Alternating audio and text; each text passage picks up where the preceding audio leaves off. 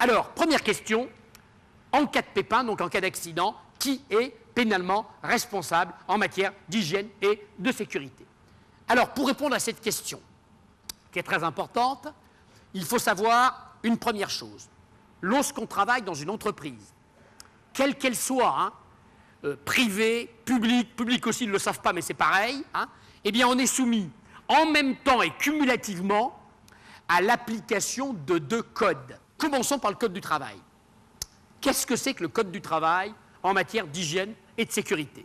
Eh bien, je dis toujours, pour essayer d'être le moins obscur possible, que le code du travail en matière d'hygiène et de sécurité, donc la partie du code du travail qui nous intéresse ce matin, c'est l'équivalent du code de la route du chef d'entreprise ou du chef d'établissement. Puisqu'il est écrit quelque part dans le code du travail que le responsable pénal de l'application dans un établissement des règles d'hygiène et de sécurité, je parle du code du travail, c'est le chef d'établissement. Autrement dit, le coupable de principe, on le connaît d'avance, c'est le chef d'établissement. Pourquoi? Parce que c'est écrit dans le code du travail. Donc en principe, quand par exemple, il n'y a pas un équipement de protection individuelle, il n'y a pas de document unique, en principe les plans de prévention sont mal foutus, ou ils n'existent pas, le coupable, on le connaît d'avance, en principe, c'est le chef d'établissement. Car c'est lui, je répète, qui est en haut de la pyramide de l'établissement, c'est lui qui a le pouvoir disciplinaire, économique au moins en partie, et donc on en tire une conséquence, il est en principe coupable en cas d'infraction aux dispositions du code du travail. Ceci dit, attention, le chef d'établissement a la possibilité, et ça ressort et du code du travail d'ailleurs et de la jurisprudence, de passer le volant, si je puis dire, à l'un de ses collaborateurs. Et qu'est-ce que c'est que cette passation de volant? C'est la fameuse délégation de pouvoir. Et donc un chef d'établissement a la possibilité de donner une délégation de pouvoir à l'un de ses collaborateurs, mais évidemment à condition de lui donner compétence, autorité, moyens.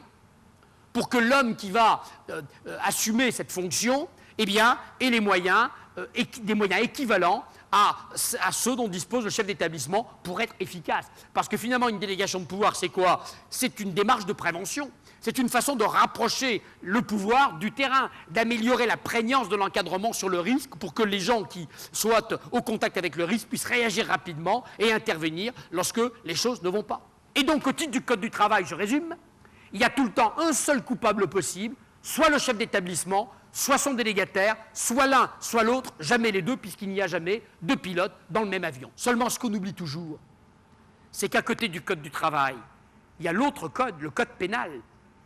Et alors là, le Code pénal, c'est autre chose.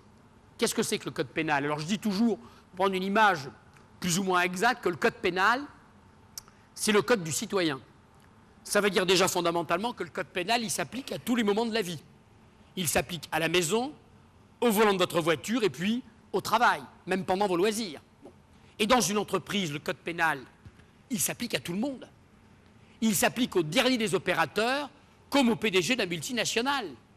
Et au titre du Code pénal, il n'y a pas de délégation de pouvoir qui tienne. Tous ceux dont les négligences vont s'inscrire dans ce qu'on appelle l'arbre des causes ou l'arbre des faits d'un accident peuvent se retrouver dans le tribunal correctionnel.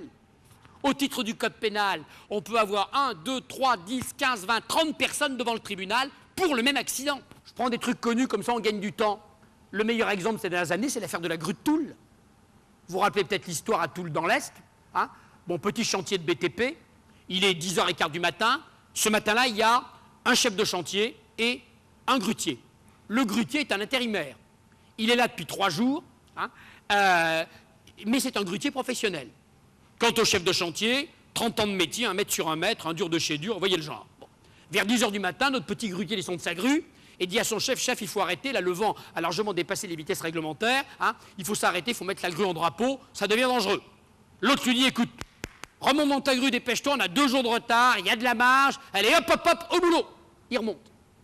Une demi-heure après, notre grutier descend, dit chef, ce coup-ci c'est trop dangereux, il faut s'arrêter absolument, c'est plus des rafales, le vent est constant, il faut s'arrêter, ça devient dangereux. Allez, tu remontes dans ta grue, ne me fais pas perdre de temps, les règles de sécurité, je les connais, mais c'est fait pour les blaireaux, il y a de la marge, au boulot. Il remonte. Il redescend 20 minutes après, chef, ce coup-ci c'est plus possible de continuer, mon alarme vient de se déclencher, il faut s'arrêter, tu remontes dans ta grue, sinon je te vire. Le malheureux remonte dans sa grue, puis évidemment ce qui devait arriver arrive. La grue poussée par le vent bascule, tombe sur le collège qui jouxte le chantier et écrase dans leur salle de classe 10 collégiens, il y aura 10 morts, 10 gamins de 16 ou 17 ans écrasés dans leur salle de classe par cette énorme grue. Et le grutier lui-même, d'ailleurs, sera grièvement blessé, puisqu'il faudra l'amputer d'une jambe. Eh bien, qui est-ce qui s'est retrouvé devant le tribunal correctionnel de Nancy, puis devant la cour d'appel? Le chef de chantier, le conducteur de travaux, le patron de l'entreprise de BTP et le grutier.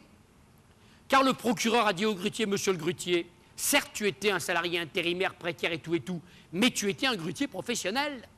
Et le vent et le grutier, c'est deux choses absolument indissociables. Tu connais les règles de sécurité de ton métier, tu avais un anémomètre, tu avais une alarme, tu n'aurais jamais dû remonter dans la grue. Certes, tu as été mis en demeure de remonter, menacé d'un licenciement, mais tu avais ton droit de retrait, tu ne l'as pas exercé, ta négligence à toi aussi, qui était un professionnel du grutage, a participé à la catastrophe.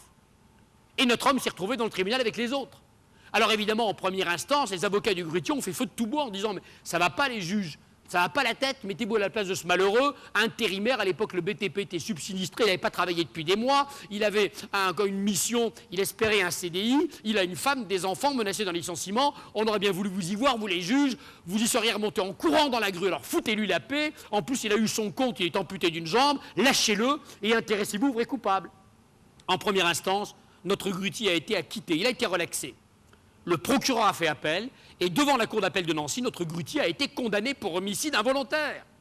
Alors il a été condamné à une peine symbolique, 10 000 francs d'amende avec sursis, mais la cour d'appel a bien voulu marquer que tout simple salarié qu'il était, et puis salarié précaire s'il en est, eh bien lui aussi était tenu d'appliquer les règles de son métier, les règles de prudence, les règles de sécurité qu'il avait appris, qu'il connaissait, et que sa négligence à lui aussi avait participé à la catastrophe. Ma première question, c'est en cas de pépin qui est responsable, je récapitule, au titre du Code du travail, c'est soit le chef d'établissement, soit la personne titulaire d'une délégation de pouvoir, risque 3 550 €. Au titre du Code pénal, je simplifie et je vais vite, tous ceux dont les imprudences, les négligences vont être considérés comme expliquant la catastrophe. Et là, on peut avoir 10, 15, 20, 30 personnes devant le tribunal de l'entreprise ou hors l'entreprise, les conseillers, les gens de l'entreprise, quel que soit le grade, quelle que soit la fonction, quelles que soient les responsabilités, tous ceux qui n'auront pas fait leur boulot.